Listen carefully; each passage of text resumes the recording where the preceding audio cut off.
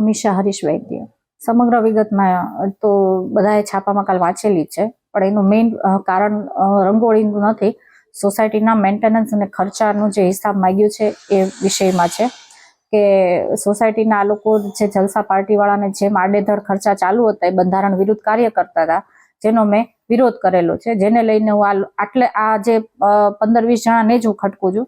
સોસાયટીમાં 1000 સભ્યો છે, બીજા સાથે કોઈ પ્રોબ્લેમ નથી, પણ આ પરિમલભાઈ અને એમના જે વાઇફ છે, પછી બીજા મિસિસ હેમલ હાથી, મિસ્ટર હેમલ હાથી, પછી પરેશભાઈ લોઢિયા એમના વાઇફ ને એ બધા અમને કોઈ ને કોઈ રીતે અહીંયા હેરાન કરતા જ હોય છે.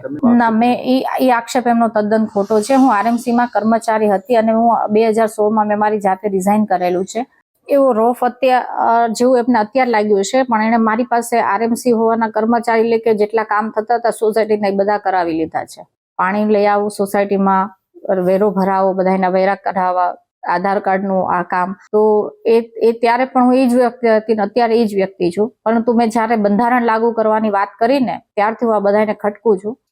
એમાં એવું છે કે સોસાયટીમાં 7 કરોડ રૂપિયા જેવી રકમ જે છે એ અબાઉટ એને સોસાયટીની મેન્ટેનન્સની રકમ છે, જે આ લોકોના હાથ મેં ન આવવા દીધી. એટલે હું એમ કહેવાય કે મેં મેનેજમેન્ટ એક ઊભું કર્યું કે આટલો બધો ખર્ચો એ લોકો બંધારણ વિરુદ્ધ કરે છે. જેમ કે નવરાત્રીમાં એણે મ્યુઝિક સિસ્ટમ 1.5 લાખની લીધી, કોઈની પરમિશન લીધા વગરની. તો એ બધી શું જરૂરિયાત વગર એમને આ બધી વસ્તુ કરે છે, અને એમનું વર્તન જ પહેલેથી દાદાગીરી વાળું રહ્યું છે. તો એ બાબતને લઈને મેં એમને કીધું કે ભાઈ તમે 70 લાખ આપ્યા છે, મેં 70 લાખ આપ્યા છે ફ્લેટના, તો તમને જે વાપરવા મળી મને પણ મળવું જોઈએ, બરોબર.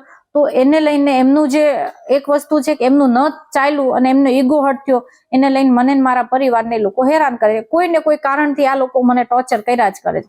એમાં મેઇન પેલું કહેવાય ને કે કાગડાનું બેસવું ડાળનું પડવું બે કાલે ભેગું થઈ ગયું. ના, એ તો તદ્દન ખોટું છે. મેં કોઈ રંગોળી ભૂસવાનો પ્રયત્ન નથી કર્યો. સોસાયટીના બંને બાજુના ગેટ એ લોકોએ બંધ કર્યા હતા. આ બાજુ હાલો તો ખુરશીઓ પડી હતી ને આ બાજુ પ્રોગ્રામ તો બીજા ગેટે દોયડા બાંધ્યા હતા.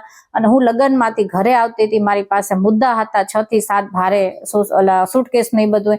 મારી ડોટર સુઈ ગઈ હતી બિચારી ગાડીમાં, એટલે અમારે ઘરમાં આવું હતું તો એક બાજુથી અમે દોયડું છોડી અને થોડીક સાઈડમાંથી ગાડી કાઢી. અમે કોઈ રંગોળીને તમને હું ફોટો મોકલો, અમે કોઈ રંગોળી ભૂસી નથી. માંગ એ જ છે કે આમાં એક સપોર્ટ કરનાર પોલીસ વાળા જે છે મનીષભાઈ નકુમ, એ પણ આને સપોર્ટ કરતા હતા. તે દિવસે કાયદોનું ઉલ્લંઘન કરીને મારા ઘરમાં ઘૂસી ગયા હતા, અને મને જે આ સોસાયટી વિરુદ્ધ એક બાજુ ફરિયાદ કરવા આવે, પાછા એના ભેગા જે આવતા હોય છે એ કેવું પોલીસ વાળો થઈને આંખે ન તાવ એવું પાછું એમને સ્ટેટમેન્ટ આપે છે, અને પોલીસ વાળા આવે છે તો એનો સપોર્ટ નથી કરતા. તો પછી હવે આ વસ્તુ એ છે કે હું આ કમિશનરને અરજી આપું છું. હવે આગળનો ન્યાય કમિશનર સાહેબ કઈ રીતે કરે છે, પછી જો એના તરફથી મને કોઈ ન્યાય નહીં મળે તો હું આગળનું પગલું ભરવા માટે ફરજમાં છું.